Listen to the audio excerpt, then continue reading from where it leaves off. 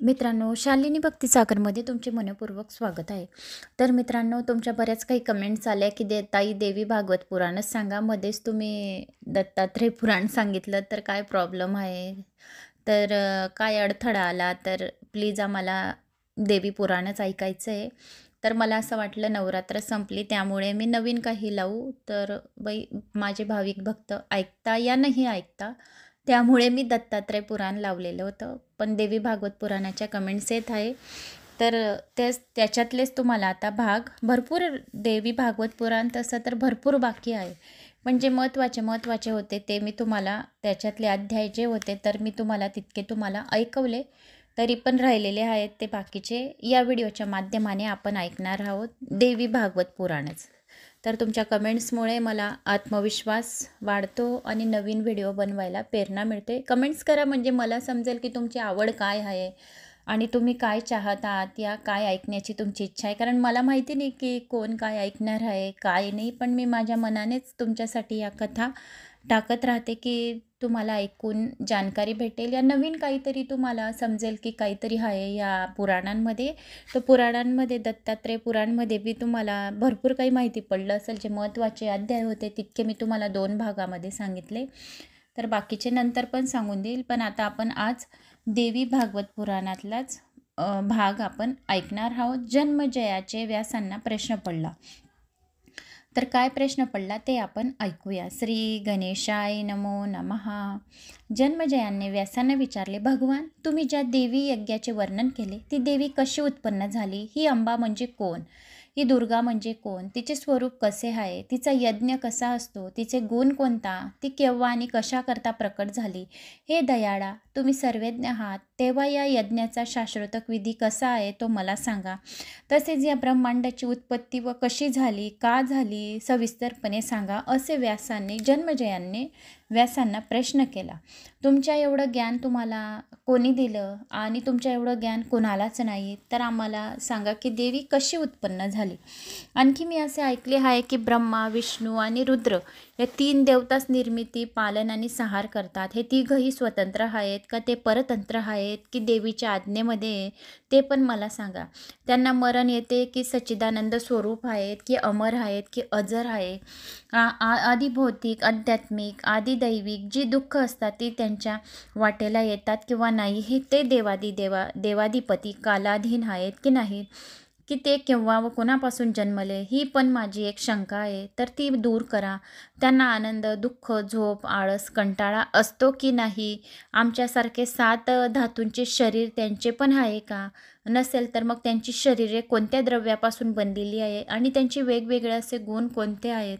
त्यांना आयुष्य किती असते आणि ते खातात काय? त्यांचे राहण्याचे ठिकाण काय आहे? कुठे आहे? त्यांचे महत्त्व काय आहे? असे जन्मजयाने व्यासांना प्रश्न केला. हे ब्राह्मणराज, या सर्व गोष्टी तपशीलवार ऐकण्याची मला इच्छा आहे. व्यास म्हणाले, राजा, या तिघांची उत्पत्ती कशी झाली हा तू प्रश्न विचारला, तो मोठा गूढ प्रश्न आहे. मीही एकदा असाच विचारचक्रात सापडलो असताना याच शंका त्यावेळी नारदांना विचारल्या होत्या. त्यांनी या प्रश्नाचे जे स्तिमित करणारे उत्तर दिले होते ते सांगतो. कोणे एके दिवशी मी गंगेच्या काठी शांतपणे बसलो होतो. अचानकपणे तेव्हा माझ्याकडे नारद मुनी प्रकट झाले. त्यांना पाहून मला फार आनंद झाला आणि त्यांच्या चरणांना वंदन करून उभा राहिलो. त्यांनी मला बसावयाची आज्ञा केली. तेव्हा मी त्यांच्यासमोर बसलो. त्या रमणीय वेळी एकांतात होतो आणि रेशमासारख्या मृदू वाळूत आम्ही दोघेच होतो. मी नारदांना क्षेमकुशल विचारले. प्रथम औपचारिक बोलणे झाल्यावर मी त्यांना प्रश्न केला की मुनिराज, हे अखिल ब्रह्मांड कोणी निर्माण केले? हे नाशिवंत आहे की अविनाशी आहे? बरे निर्माण करणारा एक आहे की अनेक आहे? कुणीतरी करता असल्याविना कार्य घडते ही गोष्ट असंभव वाटते. तेव्हा या चित्र विचित्र विश्वाच्या पसाऱ्यात सापडून कोट्यवधी शंकामध्ये बुडालेल्या मला आता तुम्हीच तारा. कारण कुणी म्हणतात की शंकर हाच प्रलय आणि उत्पत्ती या विरहित आहे, म्हणून तोच मूळ कारण आहे. हा महादेव त्रिगुणात्मक व परमशुद्ध आहे व तोच सृष्टीचा निर्माता आहे आणि विनाशक आहे. कुणाकुणाला असे वाटते की सर्वांचा आदी विष्णू आहे. सर्व शक्तियुक्त असा परमात्मा ते त्याला समजतात. ते सर्व व्यापक, अनादिनिधन, हरिभोग देणारा, मोक्ष देणारा, शांत व विश्वांसाठी शरण जाण्यास योग्य आहे. तर कुणाचे असे मत आहे की ब्रह्मदेव हाच या सृष्टीचा मूळ कारण आहे. चराचराची निर्मिती करणारा, त्याला चालना तोच देतो. देवांचा स्वामी, 4 तोंड असलेला आणि नाभी कमळातून जन्मलेला असा तो अविनाशी प्रभू, सत्यलोक निवासी, सर्व लोक निर्माण करणारा आहे. वेदांचे पुरस्फूर्त कर्त तर सूर्याला सृष्टीकर्ता मानतात. तिन्ही त्रिकाळ एकचित्ताने त्याची स्तोत्रे गातात. कुणी लोक देवराज इंद्रला त्रैलोक्य स्वामी मानून यज्ञ करून त्याला बसतात. सोमरसाचे प्राशन करतात. तर वरुण, चंद्र, अग्नी, हवा, यम, कुबेर, गणपती आणि गजवंदन अशा हेरंबालाच सर्व कार्य सिद्धी करणारा असा मानतात. काही ज्ञानी गुरु भवानीलाच सर्वार्थदायिनी मानतात. ती आदी माया, आदी शक्ती, महाशक्ती, प्रकृती, पुरुषात्मा, ब्रह्मापासून अभिना, सृष्टीनिर्मिती व सहारकारिणी, सर्व देवांची आणि चराचरीची जन्मदात्री माता, अनादि निधना, नित्यपूर्णा, सर्व कणाकणाला व्यापून राहणारी, गुणामयी, कल्याण स्वरूपा, स्वामिनी, वैष्णवी, शाकरी, ब्राह्मी, वासवी, वारुणी, वराही, नारसिंह, महालक्ष्मी, वेदमाता, एकमेव संसारातून तारून नेणारी विद्या, सर्व दुःखांचा नाश करणारी, आठवण करता क्षणी सर्व कामना पूर्ण करणारी आहे. मोक्ष देणारी, विलासनी, लोकांना भोग देते. स्वरूप त्रिगुणापेक्षा वेगळे आहे, तरी ती गुणाचा विस्तार करते. ती गुणा वेगळी जशी आहे तशीच गुणा स्वरूपा पण आहे का? त्यामुळे फलार्थी लोक तसेच ध्यान करतात का? काही ऋषीच्या मताप्रमाणे निरंजन, आकाररहित, निर्लेप व निर्गुण आणि व्यापक असे ब्रह्म नावाचे तत्व आहे आणि तोच सर्वांचा करता आहे का? वेदात आणि उपनिषेधात त्याला तेजरूप म्हटले आहे आणि त्याचेच वर्णन करताना त्याला हजारो मस्तकांचा, हजारो डोळ्यांचा, हजारो हातांचा, कानांचा व हजारो पायांचा असे म्हटले आहे. हे जे विराट असे आकाश आहे ते विष्णूचे एक पाऊल आहे आणि त्याला ज्ञानी लोक निर्मल, शांत, विराज म्हणतात. काही जणांना असे वाटते की पुरुषोत्तम हाच सर्वश्रेष्ठ आहे. काहीच्या मते असे आहे की हा ब्रह्मांडाचा करता असा कोणीच नाही. हे सर्व ब्रह्मांड कुणाच्या एकाच्या अधीन नाही. हे अचित्य असे जगा कुणाचीही निर्मिती नाही, तर तो आपोआप व स्वाभाविक आहे. जो पुरुष आहे तो काही करत नाही, पण प्रकृती मात्र क्रियाशील असल्यामुळे ही ती सर्व घडामोडी करते. ही सर्व साक्य व कपिल आदी मुनीची मते झाली. इतर अनेकांचे तर्क पुन्हा वेगळेच आहेत. असा हा सर्व प्रकार पाहून माझे चित्त गोंधळून जाते. धर्म आणि अधर्म यांचा विचार करून मग स्थिर होते. धर्माची व्याख्या कोणती आणि अधर्म म्हणजे तरी काय याचे काही निश्चित असे स्वरूप नाही. देव व सत्वगुण संपन्न व धर्माने वागत असताना पापी दैत्यांकडून छळले जातात, तर मग धर्माची व्यवस्था कुठे राहिली? माझे वंशज जे पांडव ते सदाचारी असून धर्मानुसार वागणारे होते, तरीही नेहमी त्याच्या वाटेला दुःखच आले. धर्माचे पालन केल्याचा असा विपरीत परिणाम झाला, तर मग धर्माचे महत्त्व कोणते? माझे चित्त तर अशा विचारांनी भयभीत होते.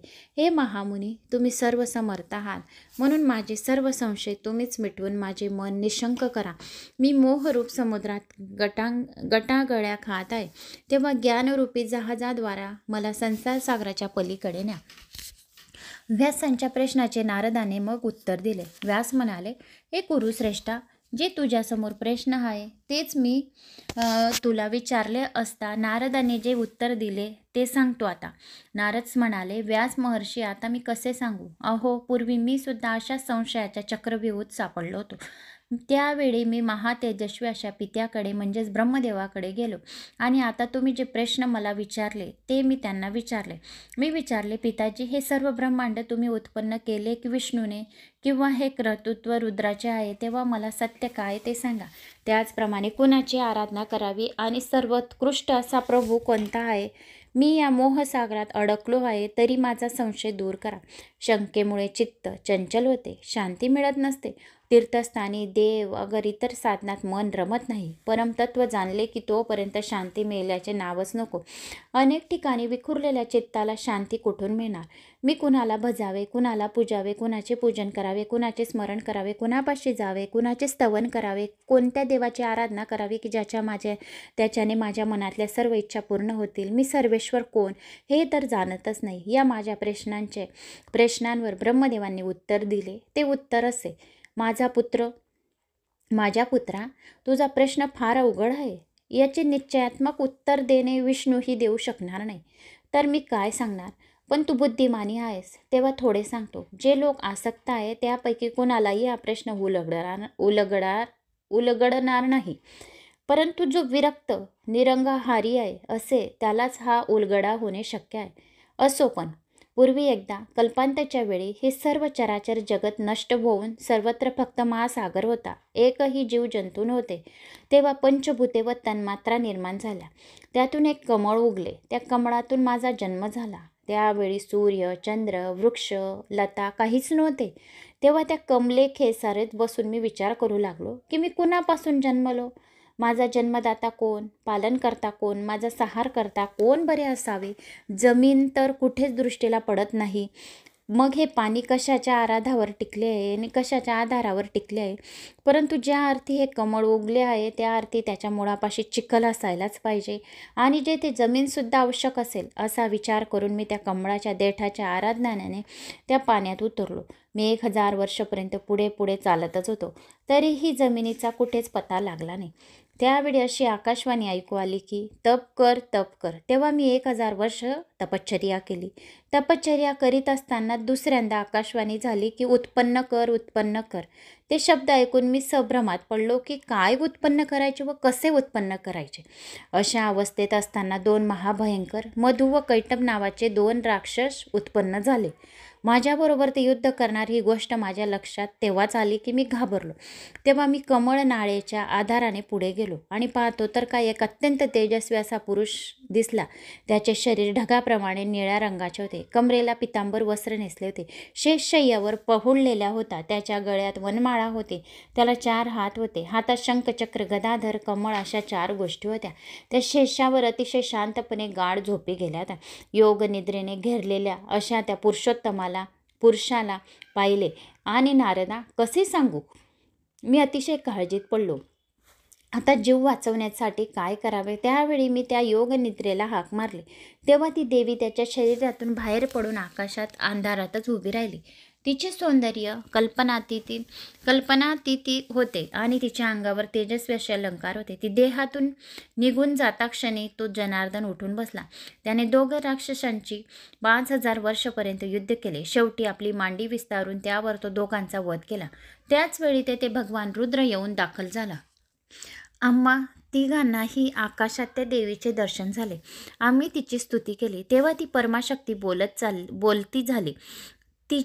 तुम्ही तिघे नित्य जागृत आहात आणि राहून तुम्हाला नेमून दिलेले कामं करा. तर 2 राक्षस तर मारले गेले आहेत. तेव्हा आता सृष्टीची उत्पत्ती, पालन करता, सहार करता सुरू करा. स्वतःसाठी राहण्याची स्थाने बनवा. सुखाने राहा. आपापल्या अधिकाराप्रमाणे 4 प्रकारच्या प्रजा निर्माण करा. ब्रह्मदेव म्हणाले. अशा प्रकारचे तिचे मधुर भाषण ऐकल्यावर आम्ही तिला प्रसन्नतेने विचारले की अंगी सामर्थ्य नसताना प्रजा कशी निर्माण करणार. सर्वत्र तर पाणीच पाणी आहे. जमिनीचा कुठेही ठाव ठिकाणा लागत नाही. पुन्हा जीव, त्रिगुण, पंचतत्व, मात्रा आणि इंद्रिय या गोष्टीही आमच्यापाशी नाहीत. तर हे घडावे कसे. तेव्हा ती हसू लागली. तेवढ्यात आकाशातून एक विमान येऊन उतरले. ती म्हणाली, देव हो, तुम्ही या विमानात बसा. अरे विधी हरिहरांनो, आज मी तुम्हाला एक अद्भुत अशी गोष्ट सांगतो. आम्ही तिघांनी मान डोलावल्या व त्यांना विमानात शिरालो. ते विमान रत्ने, मणी यांनी सुशोभित होते. कुठून तरी मंजूळ असा किणकिणाट ऐकू येत होता. विमानात आम्ही तिघेही निशंकपणे बसलो. आम्ही व्यवस्थितपणे बसलो. ते पाहून आपल्या शक्तीने ते विमान चालवले. तेव्हा ब्रह्मदेवाने आपले कथन पुढे सुरू केले. ते विमान मनोवेगाने निघाले. क्षणार्धात एका नवीनच ठिकाणी आम्ही जाऊन पोचलो.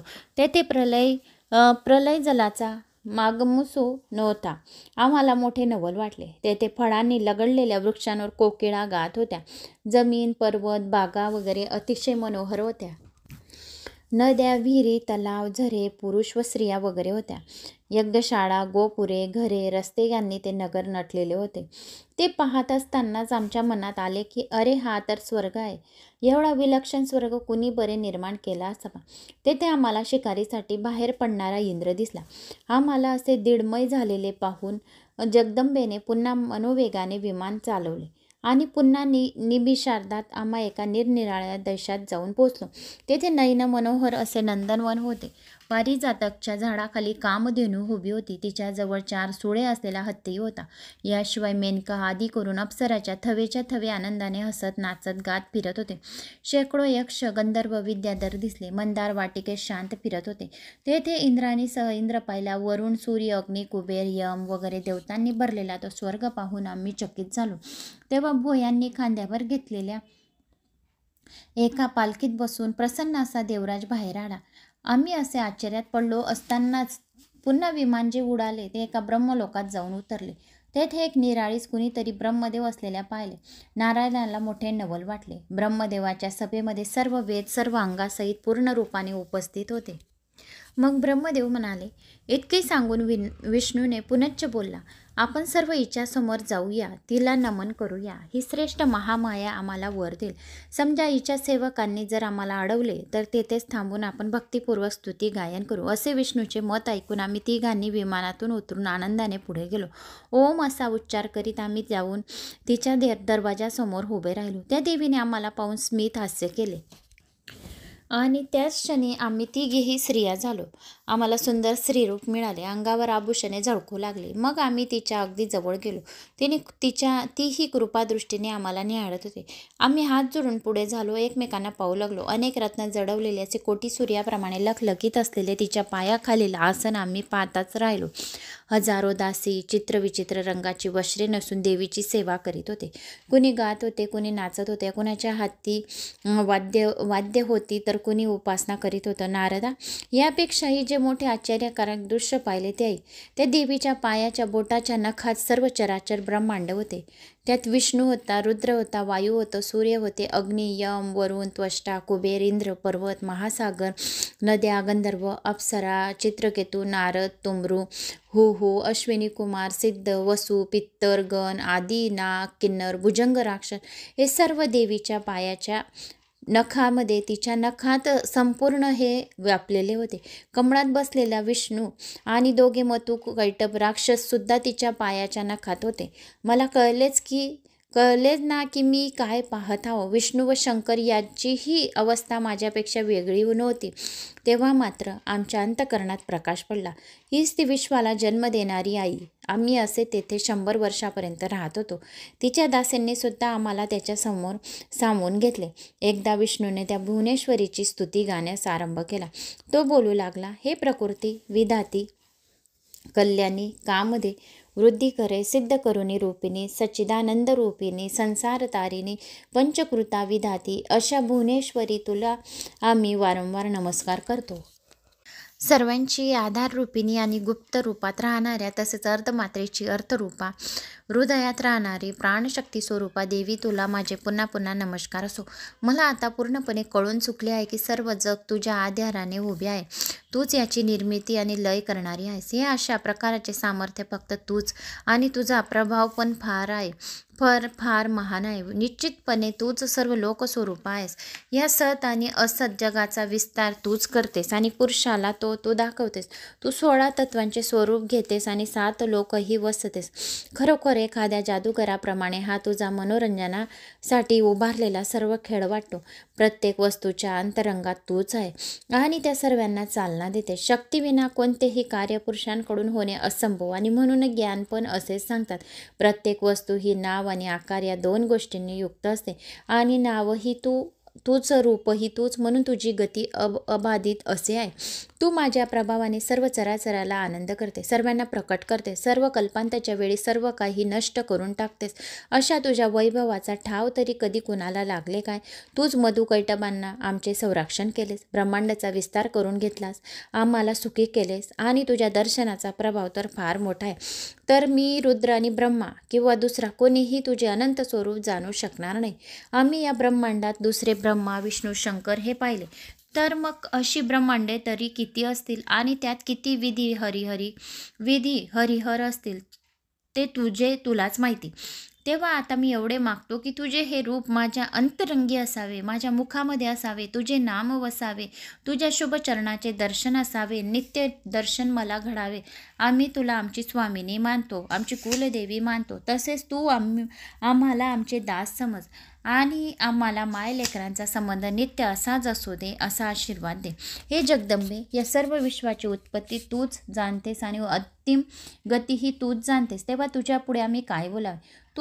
तुला जे योग्य वाटेल ते कर. सर्व असे म्हणतात की ब्रह्मा निर्माण करणारा, विष्णू पोषण करणारा, रुद्र संहार करणारा, परंतु देवी ही गोष्ट खरी नाही. तूच प्रेरणा देऊन आमच्याकडून सर्व गोष्टी करून घेतेस. ही वस्तुस्थिती आहे. ही धात्री तुझ्या आधारशक्तीने चराचराने विश्वाचे निर्माण करतेस. तुम्ही पृथ्वी करीत आहात आणि पृथ्वी करीत नाही. सूर्याला तेज सुद्धा तुझ्यापासून मिळते. अदृश्य राहून तू सर्व जगाला चालवतेस. तुझ्या सत्तेमुळे मी ब्रह्मा आणि विष्णू शंकर पुन्हा पुन्हा जन्माला येत असतो. मग इंद्र वगैरे सर्व देव तर अमर कसे बरं असतील.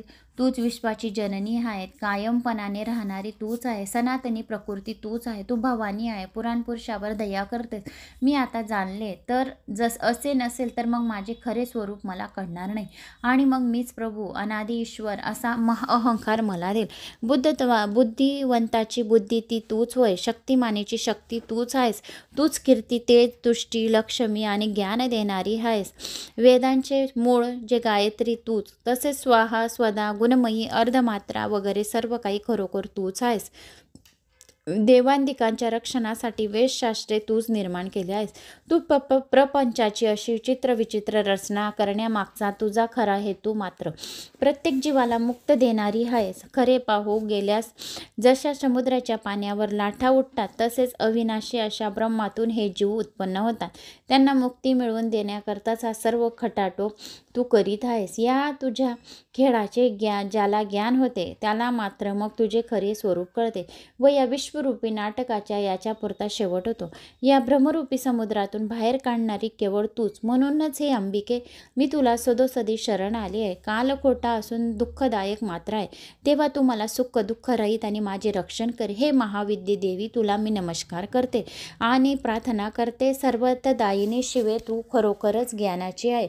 जो कोणी तुझ्या या कथा पण ऐकेल तरी सुद्धा त्याला तू ज्ञानाची प्राप्ती दे, धनधान्याचे भंडार भरून दे, दीर्घ आयुष्याची प्राप्ती दे. असे मग देवीकडून वर मागून देवांना आशीर्वाद दिला. मग ब्रह्मदेवाने विचारले, नारदा, ब्रह्मांड कोणत्या रीतीने उत्पन्न होते ती रीत तुला नीटपणे समजली का? आता तिन्ही गुणांचे लक्षणांचे वर्णन ऐक. नारदाने मान डोलावून होकार दिला. तेव्हा ब्रह्मदेवाने पुढे सांगायला आरंभ केला. आता मी तुला गुण कसे ओळखावे ते ओळखण्याची प्रत्येकाची विशिष्ट लक्षणे वर्णन करून सांगतो ती ऐक. प्रथम श्रेष्ठ असा सत्वगुण घेऊ. जो सत्वगुण आहे ना तो प्रेम स्वरूप आहे. ज्याच्यामध्ये सत्वगुण असतो तो व्यक्ती प्रेमाळू असतो, दयाळू असतो. ज्या पदार्थापासून सुख मिळते त्या पदार्थाबद्दल प्रेम वाटू लागते. सरळ स्वभाव, सत्यप्रीती, शुद्धता, श्रद्धा, क्षमा, धैर्य, सहानुभूती, शांती आणि समाधानी वृत्ती या गोष्टी आढळतील सत्वगुणामध्ये असे निश्चितपणे समज. याचा रंग शुभ्र आहे. धर्मावर याचे प्रेम असते. स्वभाव श्रद्धाळू असतो. हा गुण भावाचे निराकरण करतो. श्रद्धेचे पुन्हा 3 प्रकार आहेत. सात्विक, राजस, तामस असे ते आहेत. सत्व जाणणाऱ्या मुनींचे सांगणे आहे की सात्विक गुण, राजस गुण आणि तामस गुण. सात्विक गुण विष्णू भगवानमध्ये आहे, तामस गुण भगवान शंकरामध्ये आहे आणि राजस गुण ब्रह्मदेवामध्ये आहे. राजस म्हणजे रजोसारखे, तामस म्हणजे अहंकार, मीपणा, सात्विक म्हणजे प्रेमाळू, दयाळू. आता रजोगुण जो आहे तो कसा आहे तर तो ऐक. रजोगुण जो आहे तो तांबड्या रंगाचा आहे. त्याचे वैशिष्ट्य असे म्हणजे अप्रीती निर्माण करणे. अप्रीती ही दुःखांपासून निर्माण होते हे निश्चित. अर्थात द्वेष, मोह, विश्वासघात, हेवा, हट्टीपणा, हावरेपणा, झोप, मतलबी पूर्ती, श्रद्धा, अभिमान, चिकाटी, गर्व असणे. शहाण्या पुरुषांनी लक्षणावरून रजोगुण ओळखावा.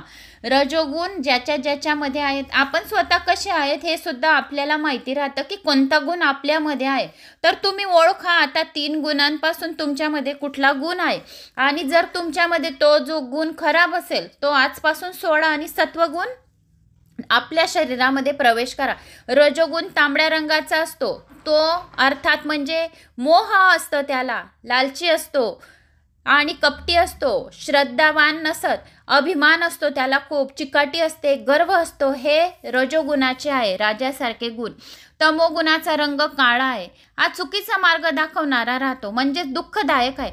आळस, झोपाळूपणा, अज्ञान, दिनवानपणा, भीती, भांडखोरपणा, कंजूसपणा, कपटी वृत्त, रागीट स्वभाव, वेश्य, नास्तिकपणा, परमावधीचा, तसेच दुसऱ्यांवर दोष शोधित बसणे, चुका नसताना पण दुसऱ्यांवर दोष शोधित बसणे आणि दुसऱ्यांमध्ये दोष काढणे म्हणजे तमोगुणाचा रंग काळा. तर हा दुसऱ्यांमध्ये दोष सतत शोधत राहतो. या गोष्टीवरून जाणणे तमोगुण. तामसी श्रद्धा, नेहमी परकपीडक असणे, परक्यांची निंदा करणे, सदाकदा चुगली चाळी करणे, म्हणून सत्वगुणाचा अवलंब करावा. तिन्ही गुणांमध्ये सत्वगुण हा अत्यंत चांगला असतो. रजोगुण आवरून धरावा, राजासारखे कोणाला कधीही हुकूम करावा नाही, हा रजोगुण. तमोगुणाचा त्याग करावा, गर्व, काम, क्रोध, मद, गर्व, अहंकार याचा त्याग करावा, कारण की तमोगुणाचा जो आश्रय घेतो त्याचं कधीही कल्याण होत नाही. तमोगुणाचा त्याग करावा म्हणजे आपले कल्याण होईल. हे तिघही परस्परी विरोधी आहेत, पण परस्परांवर अवलंबून देखील आहेत. हे कसे, तर ते जाणून घ्या. म्हणजे नारदा, तू संसार व जन्म मरण्याच्या बंधनापासून मुक्त होशील, हे माझे सांगणे आहे. त्यावर विश्वास ठेव. विश्वास ठेवून वागल्यानंतर जे फळ तुला मिळेल तेव्हाच तुझी पक्की खात्री होईल.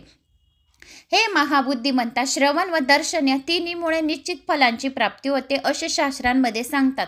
जो कोणी हे देवी भागवत पुराण अत्यंत भागवान लोक असतात त्यालाच हे देवी पुराण ऐकायला मिळते. हे देवी पुराणातील जे राहिलेले भाग आहेत तर हे तुमच्यापर्यंत मी पोहोचत आहे. देवी पुराणातीलच हे संपूर्ण वर्णन मी तुम्हाला सांगत आहे. तर जास्तीत जास्त जणांना नक्कीच शेअर करावे. तर हे तमोगुणाचे जे आश्रय घेतात तर ते अतिशय वाईट असते. तमोगुण कधीच आपल्यामध्ये ठेवू नये. तमोगुणामुळे गर्व, अहंकार वाढतो. हे महाबुद्धिमंता, श्रवण व दर्शन या दोन्हींमुळे पण चांगली फळाची प्राप्ती होते. जो कोणी शास्त्र पुराणे श्रवण करतो, पुराणांचे दर्शन घेतो, तरी पण त्याला पुण्यफळाची प्राप्ती होते. 7 जन्माचे दुःख, दारिद्र्य आणि पापे त्याचे दूर होतात. पुराणांचे श्रवण करणे ही खूप मोठं भाग्यवानची गोष्ट असते. ज्याच्या पदरी खूप काही जन्माचे पुण्य असतं तर त्यांनाच हे पुराणांच्या गोष्टी आणि माहितींची प्राप्ती होते. तर अनुभव सुद्धा तसाच असतो. जो कोणी पुराण श्रवण पठन करतो तर अनुभव बी त्या व्यक्तीला तसाच येतो, कारण की त्याच्या वाटेला पुण्याची प्राप्ती होते. त्यामुळे विश्वास ठेवून वागावे. तर ते कसे, जी गोष्ट संस्कारामुळे कळते तिचा प्रत्यक्ष अनुभव हा आलाच पाहिजे. ज्या कर्मापासून फलप्राप्ती होत नाही ते कर्म केले तरी न केल्यासारखे आहेत. एखाद्या मनुष्याने कोणत्या तरी तीर्थक्षेत्राचे महात्म्य ऐकले व तो त्या तीर्थक्षेत्री जर गेला तर त्याच्या मनात राजस श्रद्धा असते. तेथे काही काळ तो राहतो, स्नानदान करतो, धार्मिक विधी करतो. तो मनापासून राग द्वेष मात्र जात नाही. त्याच्या मनातून राग द्वेष मात्र जात नाही. काम व क्रोध तसेच उरतात. मग तो परत घरी येऊन रोजचे व्यवहार करू लागतो आणि त्याने तीर्थाचे श्रवण व दर्शन केले खरे, पण फळ काही मात्र त्याला झाले नाही. कारण का, तो काम क्रोध करतो, त्याला रजोगुणाचे त्याच्यामध्ये गुण आहेत, तर त्याने तीर्थसुद्धा केले तरी त्याला तीर्थफळाची प्राप्ती होत नाही. ते श्रवण आणि दर्शन हे त्याचे व्यर्थ होय.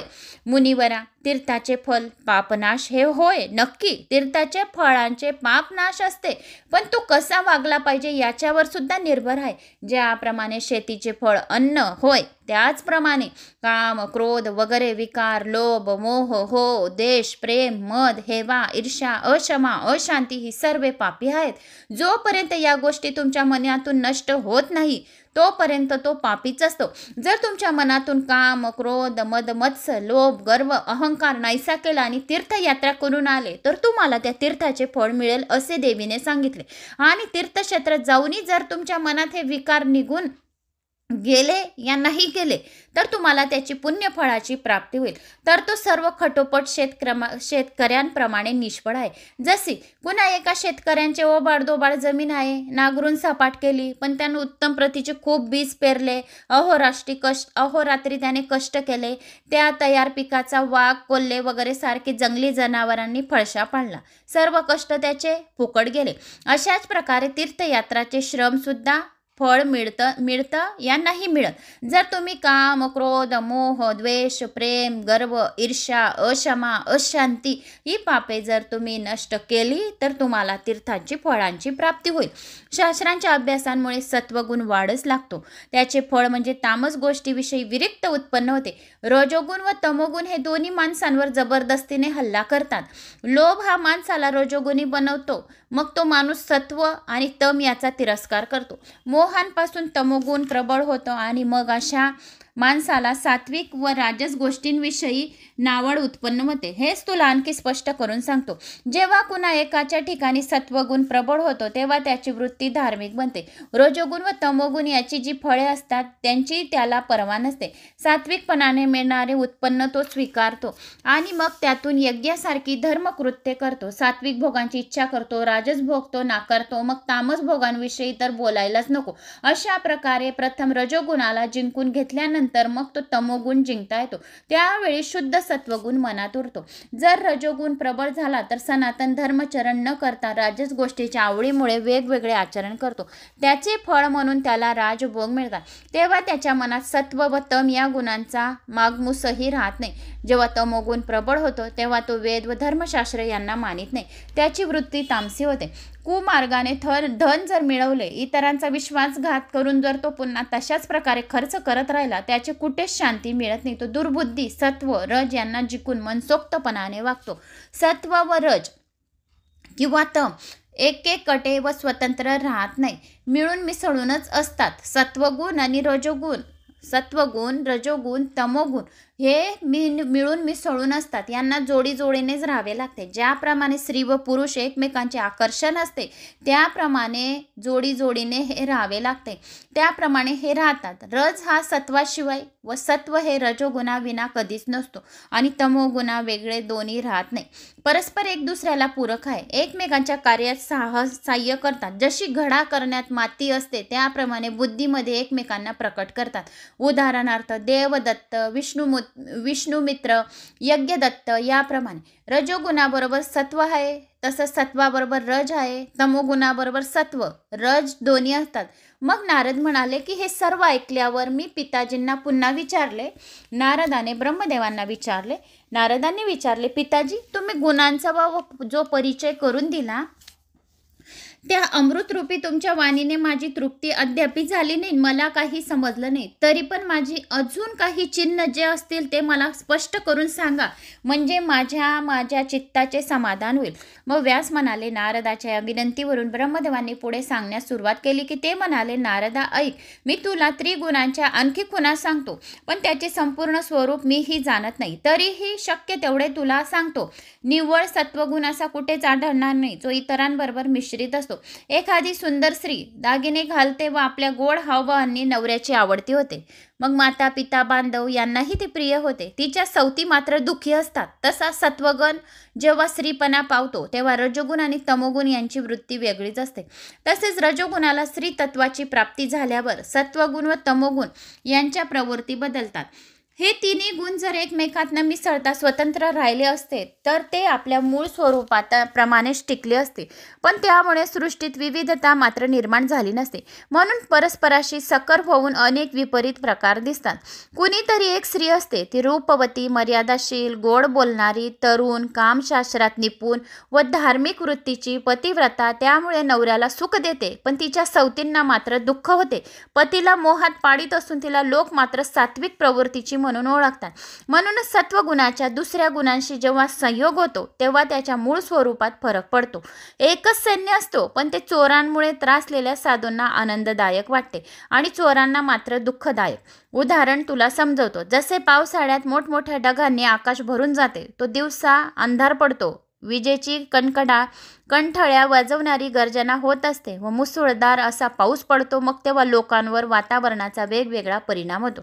बहुतेकांना तो काळ म्हणजे त्रासदायक आपत्ती वाटतो, पण शेतकऱ्यांना मात्र मोठा आनंद होतो। ज्याची घरे कच्ची आहेत, गवतही भिजल्यामुळे जळण्याची तरतूद फुकट गेली, त्या दुर्भाग्य लोकांना मात्र अति दुःख होते। मात्र लग्ने होऊन ज्याचे पती कामानिमित्त प्रवासाला गेलेले असतील त्यांना त्यावेळी मोठाच मोह होतो। अशा प्रकारे हे गुण इतर गुणांच्या संयोगामुळे विपरीत परिणाम घडवतात। माझ्या मुला, मी याची आणखी लक्षणे सांगतो ते ऐक. सत्वगुण हा लघु, निर्मळ, ज्ञानदायक असा आहे. जेव्हा डोळे, कान व इंद्रियाची सूक्ष्मता वाढते तेव्हा चित्त निर्मळ होते. पुढे होणाऱ्या गोष्टींचे ज्ञान होते. तेव्हा शरीरामध्ये सत्वगुणांची वृद्धी होत आहे असे समजावे. रजोगुण जर वाढला तर असता, जर तुमच्यात राजासारखे जर गुण वाढले, पूजा करता करता जर जांभळ्या येत आहे, शरीर जड होत आहे, तर रजोगुण समजावा. आणि रजोगुण वाढला तर खूप जांभळ्या येणे, शरीरात जडपणा येणे, तंत्री असे लक्षणे दिसू लागतात.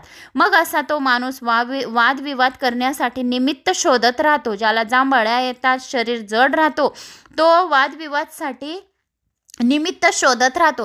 कोणत्याही कारणाने गावोगावी फिरत राहतो. चित्त अत्यंत चंचल असे नित्यवाद घालीत राहतो. तमोगुण जेव्हा प्रबळ होतो, जेव्हा तमोगुण याने रुद्रासारखा, याने मीपणा, गर्व, अहंकार जेव्हा आपल्या शरीरात निर्माण होतो, सर्व इंद्रियांना जड करतो आणि मग किकर्त्व मूळ असे होते. धड झोप सुद्धा त्याला येत नाही. नारदा, या प्रकारच्या खुणांवरून तू गुण ओळख.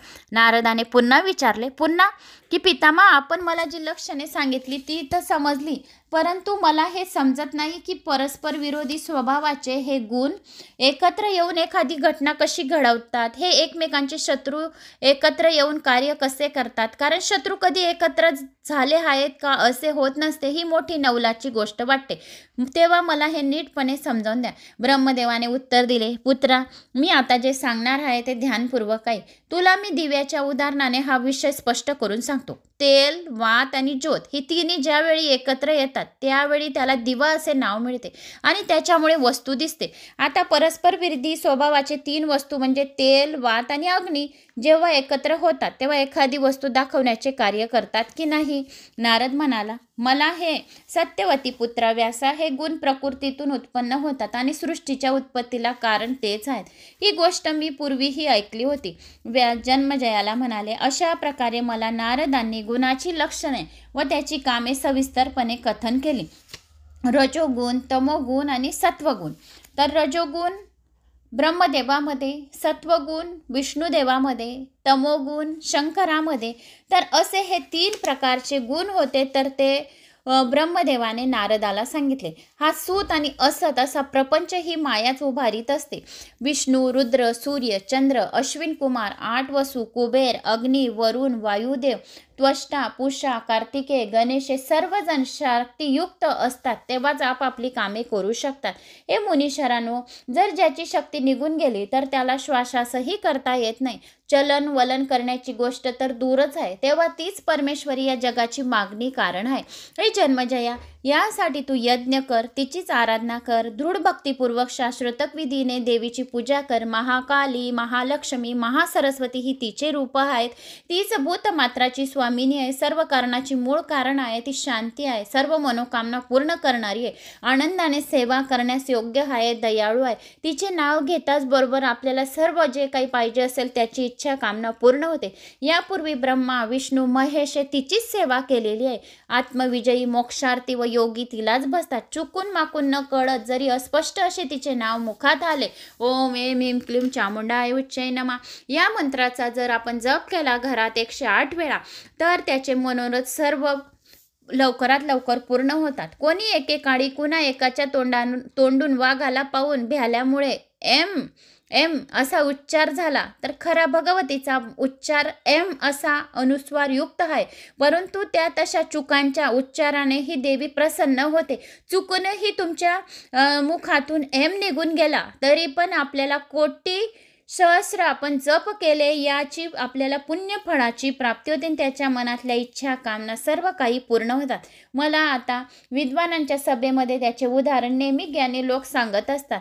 असे सांगितले, मला तू संपूर्ण घटना माहिती आहे. सत्यव्रत या नावाच्या कोणी एक निरक्षण ब्राह्मण होता. त्याने एकदा डुकराच्या तोंडून एम एम असा अनुस्वार विरहित आवाज ऐकला, पण स्वतःच तेच अक्षर वारंवार उच्चारू लागला.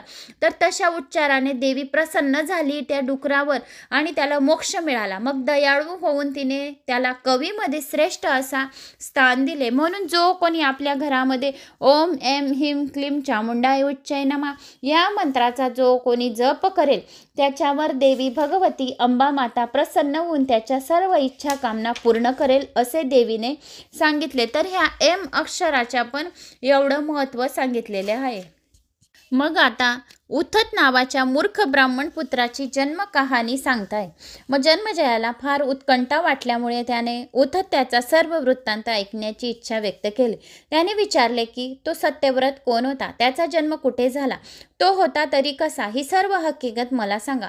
त्याने जो शब्द ऐकला एम, तो कसा व कधी ऐकला, त्याचा उच्चार कसा केला, त्याला नंतर सिद्धी कशी प्राप्त झाली एम अक्षराची, ती सर्वात यामी भवानी त्याच्यावर कशी प्रसन्न झाली एम अक्षराने, मला ती सर्व गोष्ट खुलासवर सांगा.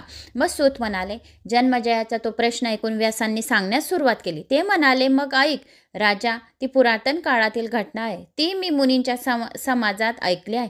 एकदा मी तीर्थयात्रासाठी निघालो. फिरता फिरता पवित्र अशा नैमिषारण्य हे सर्वात पवित्र तीर्थ आहे. तिथल्या ऋषी मुनींना मी वंदन केले आणि त्या आश्रमात राहिलो. तेथे जीवनमुक्त असे पुष्कळ ऋषी राहत होते. तेथे एकदा शास्त्र चर्चा चालू होती. त्यावेळी एकाएकी जमदग्नी मुनींना प्रश्न पडला, हे भाग्यवान ऋषी लोक, माझ्या मनात बरेच दिवसापासून एक शंका आहे. तुमच्या या सभेमध्ये त्या शंकेचे निरसन होईल असे मला वाटते. म्हणून मी विचारतो. ब्रह्मदेव, विष्णू, रुद्र, इंद्र, वरुण, अग्नी, कुबेर, वायू, त्वष्टा, स्वामी, कार्तिक, गणपती, सूर्य, अश्विन कुमार, पूषा, सूर्य, चंद्रमा, नवग्रह यामध्ये सर्वात श्रेष्ठ कोण आहे? जर हे सर्व नवग्रह आहेत तर यामध्ये सर्वात श्रेष्ठ ग्रह कोणते आहेत? कुणाची पूजा केली असता सर्व मनोरथ पूर्ण होतात? निरंतर सुखाने सेवा कुणाची करावी? आणि लवकरात लवकर कोण प्रसन्न होईल की त्याच्या या मंत्राचा जप केला तर कुठले नवग्रहातून कोणते देवता प्रसन्न होईल तर ते मला सांगा. तेव्हा हे तपस्वियो, आपण माझ्या शंकेचे निश्चित असे समाधान करा. एवढे बोलून जमदग्नी सर्वांकडे पाहत राहिले. तेव्हा त्या ऋषींच्या समुदायात लोमेश या नावाचा एक तपस्वी होता. तो सांगू लागला, अहो जमदग्नी मुनी, आपण जो प्रश्न विचारला त्याचे उत्तर ऐकावे. कल्याणाची इच्छा असणाऱ्यांनी सर्वांना शक्तीची उपासना केली पाहिजे. देवी अंबे माताची उपासना केली पाहिजे, देवी भवानीची उपासना केली पाहिजे, देवी दुर्गाची उपासना केली पाहिजे. ती पराशक्ती सर्वांच्या पूर्वीपासून आहे, सर्वांना व्यापून आहे, कल्याणकारी आहे, अखंड आहे. जो कोणी या देवी भागवत पुराणातील एक शब्द सुद्धा ऐकला तरी त्याला अखंड सौभाग्याची प्राप्ती होते. तीच ब्रह्मदेवासही सर्व देवांना जन्म देते, महात्म्यांना जन्म देते. संसार स्वरूप वृक्षाची मूळ तीच आहे, आदी प्रकृती आहे. केवळ आठवण काढून हाक जर मारली देवीला तरी ती सर्व इच्छा कामना पूर्ण करते. तिचे चित्त दयाद्य असून देण्यास अधीर असते. म्हणून नेहमी तिची सेवा करणे उत्तम आहे. याविषयी संदर्भात एक खरी गोष्ट सांगतो, ती ऐकावी. फक्त तिच्या नावातल्या एकाच अक्षराचा नुसता उच्चार सुद्धा केला तरी सुद्धा सर्व सिद्धी प्राप्त होतात. एका ब्राह्मणाने एका अक्षराचा उच्चार केल्यामुळे त्याला सर्व सिद्धी प्राप्त झाली होती. भरतखंडात कौशल नावाचा एक प्रांत होता. तेथे देवदत्त या नावाचा कुणी एक ब्राह्मण राहत होता. त्याला संतान झाले नाही. तेव्हा पुत्र व्हावा या इच्छेने विधीपूर्वक यज्ञ करावा असे त्याने योजले. त्यानंतर तमसा नदीच्या तीरावर एक मंडप उभारला. तेथे त्याने हवनकुंडाची स्थापना केली. सुहोत्राला ब्रह्मा, याज्ञवल्काला अधुर्व, बृहस्पतीला होता, पैलमुनीला स्तोता, गोबिल ऋषीला उदगाता, इतर ऋषींना यथायोग्य पदावर नियुक्त केले. गोबिल मुनींनी जेव्हा स्वरयुक्त रतंतर साम मंत्राचे गायन केले आरंभले तेव्हा असे झाले की वारंवार श्वास घ्यावा लागल्यामुळे स्वरभंग होऊ लागला. त्यामुळे देवदत्ताला राग आला.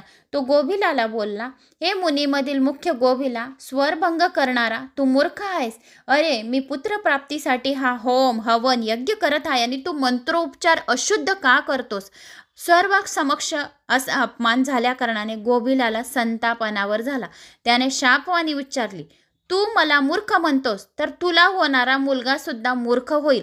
तू तुझ्या संतान प्राप्तीसाठी हा होम यज्ञ करत आहे, मला सर्वांसमोर तूने मूर्ख मला म्हटले तर मीच तुला श्राप देतो की जो तुझा होणारा मुलगा राहील तो मूर्ख होईल. त्याला एक शब्दही बोलता येणार नाही. अरे, श्वासापासून श्वास सर्वोच्च प्राण्यांना अत्यावश्यक आहे. तेव्हा हे शहाण्यांनो, यात मी जाणून बुजून काही चूक करत नाही, मी काही अशुद्ध मंत्रोपचार करत नाही आहे असे ज्ञानी घे. अशा गोबिलाचा शाप ऐकून देवदत्ताला मोठे दुःख झाले. तेव्हा तो हात जोडून बोलला, विप्रोतमा, माझ्या हातून अजांत अपराध घडला, पण त्याची केवढी मोठी शिक्षा तू मला दिलीस. मुलगा नसल्याने मी आधीच दुःखी आहे आणि तू तुझ्या शापेने तर ते दुःख अनेक पटीने वाढवले. तुम्ही मुनी सदा समाशील असता. जाणता लोक म्हणतात की मूर्ख मुलगा असण्यापेक्षा निपुत्रिक जगणे बरे. मूर्ख ब्राह्मण तर सर्वत्र निंदिला जातो. तो जनावर अगर शूद्राप्रमाणे सर्वत्र वर्ज्य असतो. अरे विप्र राजा, अशा मूर्ख मुलाचे मी काय करू? वेदशून्य ब्राह्मण तर दानासाठी पात्र नसतोच, पण तो ज्या राज्यात राहतो तो फक्त शूद्रासारखा राजाला कर देत असतो. तो देव कार्यात किंवा पितृ कार्यात काहीच उपयोगाचा राहत नाही. ज्याचा मुलगा मूर्ख राहतो तो कोणत्याही कार्यात त्याला म्हणजे हात राहत नाही. त्याला कुणी किंवा बस हे असे सुद्धा म्हणणार नाही. त्याला निर्वाहपुरतं धान्यसुद्धा मिळत नाही. राजाने असे ब्राह्मणाला शेतीच्या कामाला लावले. त्याला श्राद्धेसाठी सुद्धा बोलवू नये. त्याला कधी जास्त अन्न देऊ नये. जर दिले तर तो नरकात जातो असे सांगितले. ज्याच्या राज्यामध्ये मूर्ख राहतात व मूर्ख ब्राह्मणाचा सन्मान केला जातो त्या राज्याचा धिक्कार असतो. अशा ठिकाणी राहू नये. मूर्ख व शहाणा यातील फरक जाणतेने ओळखला पाहिजे. जिथे मूर्ख सन्मानित केले जातात तेथे पंडितांना राहता कामा नये. दुष्ट लोकांचे ऐश्वर्य व दुर्जनांच्या कामाला येतात. कडुलिंबाचे फळे येतात खरं, पण त्याचा उपयोग फक्त कावळ्यांनाच होतो. वेद पाठक जे अन्न खाऊन वेदायन करतात त्यामुळे त्याचे पित्त स्वर्गात सुखनीय विहार करतात. हे गोभिला, मी तुझ्यापुढे अधिक काय बोलावे? अशा मूर्ख मुलापेक्षा मरणही फार बरे. तेव्हा मी तुझ्या पाया पडतो. माझ्यावर दया करा आणि मला उशाप द्या. ते सर्व काही करण्यास समर्थ आहे. एवढे सांगून तो डोळ्यात पातून आसव घोगळत आहे असा देवदत्त दंडवत गोभिलाच्या पायावर पडला. त्याच्या झालेला पश्चाताप पाहून गोभिलाला त्याची दया आली. सज्जनांचा क्रोध हा क्षणिक असतो. पाणी हे सुद्धा सदा थंड असते, पण कधी कधी अग्नीच्या संपर्कात जर आले तर ते पाणी गरम होते हे खरे, पण अग्नी दूर झाला की काही क्षणात ते पुन्हा थंड होते. तसाच गोभिल प्रसन्न झाला आणि म्हणाला, देवदत्ता उठ. जरी तुझा पुत्र प्रथम मूर्ख झाला, जन्माला आला, तरी तो पुढे विद्वान होईल. हा उशाप ऐकून देवदत्ताला आनंद झाला. मग यज्ञाची समाप्ती करून ब्राह्मणांना त्याने निरोप घेतला. काही काळ लोटले गेल्यानंतर रोहिणी नावाच्या सुंदर बायकोस दिवस गेले. गर्भधानापासून सर्व संस्कार देवदत्ताने शास्त्री विधीनुसार केले. दिवस पूर्ण भरले तर रोहिणी नक्षत्रावर त्याची बायको प्रस्तुत झाली व एक सुंदर असा मुलगा पुत्र झाला. पुत्राचे मुख पाहिल्यानंतर देवदत्ताने त्याचे बारसे करून उथत्य असे नाव ठेवले. मग 8व्या वर्षी सुमुहूर्तावर त्याची मुंज केली. पुढे त्याला गुरुपाशी वेदयन अभ्यास करण्यासाठी पाठवले. पण कितीही प्रयत्न केले पण तो काहीच शिकू शकला नाही, कारण त्याला बोलता येत नव्हते. तो मख्खपणे नुसता पाहत राही. अशा प्रकारे तो 12 वर्षाचा झाला. त्याला साधी संध्यासुद्धा करणे जमले नाही. त्याची अशी अवस्था पाहून आईवडिलांना फार वाईट वाटले. नेहमी त्याचे टिंगल उडवत असे. त्याच्या आईवडिलांना पण नाव ठेवत असे. परिस्थितीला कंटाळल्यामुळे एके दिवशी मुकाट्याने तो अरण्यात जाऊन राहिला. गंगेच्या काठी एका निर्मनुष्य जागी एका झोपडी बांधून तो राहू लागला. त्याने एक नियम मात्र असा केला होता की तो कधी खोटे बोलायचा नाही. मग लोमेश पुढे सांगू लागला, त्या उथत्याला वेद अध्ययन अभ्यास करता येत नसे. जप करण्याची माहिती नव्हती. देवाची आराधना ध्यान काही त्याला जाणत नसे. आसन प्राणायाम प्रत्यायन भूतशुद्धी याचे त्याला काही ज्ञान नव्हते. मंत्र किलक गायत्री स्तोचविधी पद्धती आचमन कसे करावे प्राणअग्निहोत्र बलिदान अतिथी सत्कार संध्या समिधा गोष्टीबाबत अनिब्ब होता. एके दिवशी तो प्रांतकाली उठल्यावर तो दात घासून गंगेत फक्त आंघोळ करीत असे. दुपारी जी मिळतील ती फळे खाऊन भूक भागवीत असे. त्याला खाण्यामध्ये वर्ज्य अवर्ज्य कळत नसे, पण तो एक नियम मात्र प्राणपणाने पाळीत असे. तो असा की खोटे कधीच बोलत नसे. त्यामुळे लोकांनी त्याचे नाव सत्यतपा असे ठेवले होते.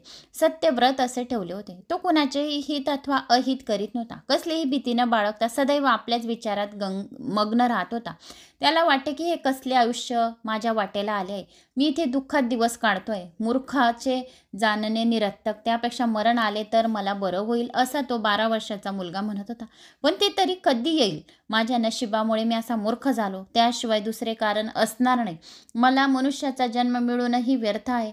कुणी एखादी स्वरूप सुंदरी स्त्री वांज असावी किंवा एखादा हिरवागार डोलदार वृक्ष फळविरहित असावा, नाहीतर एखादी गाय दूध देत नसावी. तसा मी सुद्धा निष्फळ आहे. पण नशिबाला तरी दोष कसा द्यावा? जसे पूर्वकर्म असतात तसे त्याला नशिबामध्ये फळ भोगावे लागतात. कदाचित मी पूर्वी एखादी पोथी लिहून ब्राह्मणाला अर्पण केली नसावी. या ब्राह्मणाला कधी काही दानधर्म केले नसावे. कुणाला विद्यासुद्धा दान केली नसणार. ब्राह्मण जातीमध्ये मूर्ख जन्माला येणं याने हे खूप मोठे पाप आहे. तीर्थयात्रा, तपश्चर्या, साधू संतांची सेवा कधी केली नाही. पुराणे शास्त्रे कधी 2 शब्द ऐकले नसणार. ब्राह्मण पूजन यापैकी सुद्धा मी काही केले नसणार. अनेक मुनी पुत्र वेद परायण आहेत, पण मी मात्र मूर्खच आहे, असा तो त्याचा बडबडत होता. खरोखर देव हेच सर्वश्रेष्ठ आहे असे म्हणायला पाहिजे. मला तपस्व्यांचे ज्ञान नाही तर कसली साधना करणार. माझे दैवच खोटे आहे. दैव बलवान, पुरुषार्थ निर्थक आहे. कोणत्याही कार्यात परिश्रमापेक्षा देवाचे साह्य हेच महत्त्वाचे आहे. ब्रह्मा, विष्णू व रुद्र सहित सर्व देवसुद्धा काळाच्या अधीन आहेत. तेव्हा काळ हा अजंक्य आहे असे सिद्ध होते. अशा तऱ्हेचे उलटसुलट तर्कवितर्क करत त्याचे दिवस निघून चालले होते. तो विरक्तपणाने काळ कंठित होता. पाहता पाहता 15 वर्ष उलटली. मात्र तो नेहमी खरे तेच बोलत असल्यामुळे लोकात त्याला फार मान सन्मान होता. त्याला शास्त्रादी कसलेही ज्ञान नव्हते, पण सत्यवचनामुळे सर्व लोक त्याचे आदर करीत असे. अशाच एका वेळी एक जखमी झालेला डुक्कर पळत होता आणि पळत पळत तेथे आला. त्याला पाहून आमच्या या सत्यव्रत मुनीने एम असा आवाज ऐकला. एम अक्षर सरस्वतीचे बीज अक्षर आहे. जे मुलं मूर्ख आहे, अपेजे, बोलत नाही, त्यांना काही ज्ञानाची प्राप्ती नाही, हुशार नाही, त्यांनी एम या अक्षराचा सकाळ संध्याकाळ 108 वेळा जप करावा आणि एम अक्षराचा जप करून ते पाणी आपल्या मुलांना प्यायला द्यावे. म्हणजे सरस्वतीचा हा बीज अक्षराचे त्यांना ज्ञानाची प्राप्ती होईल आणि मुलं हुशार होतील. तर एम हे फक्त अक्षरसुद्धा लिहिले बीज अक्षर सरस्वतीचे, तरी पण त्याला सर्व गोष्टी सर्व सिद्धी प्राप्त होतील फक्त एका अक्षराने. तथापि ही गोष्ट माहीत नसूनही केवळ दयेपोटी त्याच्या मुखावाटी न कळत असा उच्चार झाला एम. तो डुक्कर मात्र जीवाच्या भीतीने पळतच आश्रमाच्या मागच्या बाजूत झाडीत जाऊन लपला. काही क्षणात हातात तिरमटा घेतला, पण एक भील तेथे येऊन दाखल झाला. तो उंचापुरा शरीराने धिप्पाळ उग्र चेहऱ्याचा असा होता. सत्यवताला तेथे दर्भ आसनावर बसलेला त्याने पाहताच हात जोडून नमस्कार केला. त्याने मुनीला विचारले, महाराज, या दिशेने एक डुक्कर पळत पळत आला आहे, तो कुठे गेला? तो माझ्या बाणाने जखमी झालेला आहे. तुम्ही खरे तेच बोलता म्हणून मोठ्याने आशेने तुम्हाला विनंती करतो. माझे सर्व कुटुंबी भुकेने व्याकुळ झाले. त्यांची भूक तर मला भागावीच लागेल. बरे, माझ्या नशिबात सुद्धा विद्यार्थ्याने उपजीविकेचे हेच साधन लिहिले आहे. दुसरे काही मला करता येत नाही. मी खरे तेच सांगतो. बरे, अथवा वाईट अशा कोणत्याही उपायाने का होईना, पण कुटुंबाचे मी पोषण करत आहो. घरी माझी बायको मुले भुकेली आहेत. तेव्हा हे सत्यव्रत मुनी, मला लवकर सांगा, ते डुक्कर कुठे गेलं? त्या भिलाचे म्हणणे ऐकून सत्यव्रत मोठ्या पेचात सापडला. त्याला विचार पडला की सत्यवचनाचे व्रत मोडता कामा तर नाही, आणि खरे बोलावे तर हा जाऊन त्या डुकराचा जीव घेईल. खरे काय करावे आणि बरे काय हे त्याला काहीच उमजत नव्हते. सत्य बोलण्यामुळे जर हिंसा घडत असेल तर त्याला सत्य तरी कसे म्हणायचे, आणि खोटे बोलून जर कोणावर दया उपकार होत असेल तर खोटे बोलणे हेच सत्य होय. परहित साधले. केव्हा केव्हा कोणत्या तरी काही चांगल्या गोष्टींसाठी खोटे बोलले त्याचे पाप कधीच लागत नाही, असे त्याने मनात विचार केला. परहित साधले जात नसणार तर बोलणे, खोटे बोलणे हे निसंशय सत्य मानले पाहिजे. तर माझे सत्यव्रत मोडता नये, डुक्कर पण वाचले, असे काय आणि कसे सांगावे? अशा प्रकारे तर्क करीत तो ब्राह्मण उगी बसून राहिला. सत्यव्रत तर मोडता नये आणि डुक्कर तर वाचलं पाहिजे, यासाठी काय करावा असा सरभ्रमात तो पडला. परंतु अहो जमदग्नी मुनी, त्याच्या भाग्याने असे झाले की त्याने त्या घायाळ डुकराला एम असा जो नकळतपणे शक्तिबीजाचा, सरस्वतीच्या शक्तिबीजाचा उच्चार केला होता, त्या योगाने देवी त्याच्यावर संतुष्ट झाली आणि तिने त्याच्या ठाई विद्येचा संचार केला आणि त्या क्षणी वाल्मिकीप्रमाणे प्रज्ञावान असा झाला. तो मोठा कवी झाला. पण तो त्या भिलाला म्हणाला, या पच्यंती ना सा ब्रुते, या ब्रुते सा न पच्यंती, अहो व्याध स्वर्ग कार्यथीनम किम पृच्छुंसी पुन्हा पुन्हा. म्हणजे त्याचा अर्थ असा की हे व्याधा, तू पुन्हा पुन्हा काय विचारतो आहेस? अरे, जिला बोलता येत नाही, जीभ तिने पाहिली नाही व जो कोणी पाहू शकत नाही, त्याला डोळे काही नाही, तर हे उत्तर ऐकल्यावर निराश होऊन तो शिकार परत माघारी निघून गेला. पुढे तो सत्यव्रत ब्राह्मण महाकवी विद्वजनांमध्ये प्रसिद्ध झाला. तो सारस्वत बीजाच्या जपामुळे तो पंडित झाला. त्याची कीर्ती अजूनही प्रतिवर्ष गायली. त्याची कथा मुनिजन सांगतात की ते यज्ञ समाप्त झाल्यानंतर त्याच्या कुटुंबियांना सन्मानपूर्वक त्याला घरी नेले. आता हे राजा, तीच जगाची मूळ कारण, आदिशक्ती, परमाशक्ती, परादेवी, एकमात्र आराध्य आहे. वेदविधानानुसार यज्ञ कर म्हणजे तुझ्या सर्व कामना निश्चितपणे सिद्धीत जातील. त्याची भक्तिपूर्वक स्मरण कर म्हणजे पूजन कर म्हणजे तुझे सर्व कार्य सफल जातील. ध्यानपूर्वक तिची नावे जपावीत म्हणजे सर्व मनोकामना पूर्ण होतील. जो कोणी दिवसभरातून एम एम असं सुद्धा म्हणेल तरी पण तो हुशार होईल, त्याची मुलं हुशार होतील, दीर्घ आयुष्याची प्राप्ती होईल, सर्व मनोकामना पूर्ण होतील. त्याच्या 7 पिढ्यांपर्यंत कोणी मूर्ख उपेस त्याच्या जन्माला येणार नाही, जड असा कोणी संतान त्याच्या जन्माला येणार नाही. म्हणून यम या अक्षराचा आपल्या घरामध्ये सदोसदी 108 वेळा जप करावा आणि ते पाणी आपल्या मुलांना प्यायला द्यावे. याच्याने त्याच्या सर्व मनोकामना पूर्ण होतात. तर ध्यानपूर्वक आता नावे ऐक की देवीची कोणती कोणती नावे पूर्ण मनोकामना पूर्ण करण्यासाठी जपावी. याच्यासाठी तिला कामदा सुद्धा असे म्हणतात. तर राजा, कुणी रोगी, दीन, उपाशी, दारिद्र्य, षट दिसला, निश्चितपणे अंदाज करावा की तो तमोगुणी आहे. एखादा दुःखी, मूर्ख, त्रास पावलेला, वैरांनी छळलेला, सेवक, गुलामी, हतबल आणि वियळ असेल, त्याचप्रमाणे भूभुक्षित व दुःखी, इंद्रियाचा दास, सदैव वखवकलेला असेल तो दुर्भाग्य होय. याचा उलट दुसरे लोक, वैभव व संपन्न, पुत्र पौत्र असलेले, नाना प्रकारची सुखे भोगणारे, ज्ञानी, राजासारखी धनसंपदा असेल, लोकांकडून सन्मानित होत असतील, स्वजनांचे प्रेम लाभलेले असेल, असे पण आहेत. तर अशी दोन्ही तऱ्हेच्या माणसांना पाहून बुद्धिवंताने तर्क, प्रत्यक्ष प्रमाण याचे समजावे की ते भाग्यवान आहेत.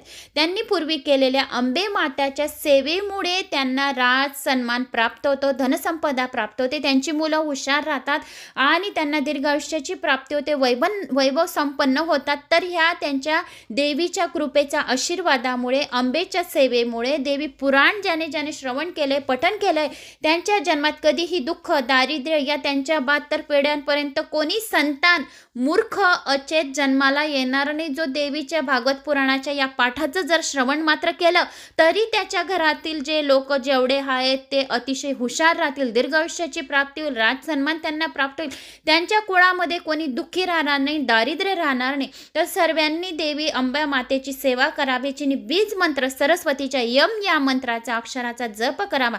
मग व्यास म्हणतात की राजा, मी महात्म्य लोकांकडून ऋषी मंडात ही गोष्ट ऐकली होती आणि ती मी तुला सांगितली. तर ही अत्यंत उत्तम अशी गोष्ट, सर्व सिद्धी करून देणारा हा अध्याय होता. तर मी तो तुम्हाला सांगितला. तर मित्रांनो, मला अशी आशा आहे की तुम्हाला माझा हा अध्याय आवडला असेल. आवडल्यास एक लाईक करा, चॅनलला सबस्क्राईब करा. कुठून कोणत्या गावात तुम्ही माझा हा व्हिडिओ ऐकत आहात आपल्या गावाची कमेंट्स नक्की करा. तर मित्रांनो, शालिनी भक्तिसागर कथावर केव्हा व्हिडिओ येत आहे तर येत नाही आहे. शालिनी भक्तिसागरवर तर रोजच काही ना काही येत आहे, पण 1-2 दिवसात, 2-3 दिवसात गावाला जाणं येणं, इकडे जाणं तिकडे जाणं, खूप काही कामं चालू आहेत. त्यामुळे कथा चॅनलवर थोडे व्हिडिओ जसे येतील तसे, पण शालिनी भक्तिसागरवर तर रोज येईल. पण त्या चॅनलला पण भेट द्यावी. विष्णुपुराण मी विचार केलेला होता की आपण विष्णुपुराण रोज 2-2 अध्याय तरी टाकावे, पण जसे जमतील तसे टाकण्याचा मी प्रयत्न करेल. चॅनलांना सबस्क्राईब करा, जास्तीत जास्त जणांना शेअर करा. कुठून कोणत्या गावात तुम्ही माझा हा व्हिडिओ ऐकत आहोत आपल्या गावाची कमेंट्स पण नक्की करा. आवडल्यास लाईक, शेअर, सबस्क्राईब नक्की करा. पुढे देवी पुराणाचेच व्हिडिओ येतील, छान आहेत देवी पुराणाच्या, तुम्ही कमेंट्स केल्या तर देवी पुराण श्रवण करा. माझं तर 3-4 वेळा देवी पुराण श्रवण झालंय, तुम्ही बी करा. जेवढे आपण पुराण श्रवण करतो तेवढे आपल्या जन्माला म्हणजे आपल्या वाटेला पुण्यफळाची प्राप्ती होते, आपल्या मुलाबाळांना दीर्घायुष्याची प्राप्ती होते, अखंड सौभाग्याची प्राप्ती होते, सर्व सिद्धी मनोकामना पूर्ण होतात. देवीच्या लोकात आपल्याला जन्म मिळतो आणि ज्या इच्छा आहेत, आपल्याला घर पाहिजे, जागा पाहिजे, पुत्र पाहिजे, या ऐश्वर्य पाहिजे, जे जे पाहिजे असेल ते देवीच्या कृपा आशीर्वादाने आपल्याला सर्व काही प्राप्त होतो, हे निश्चित आहे.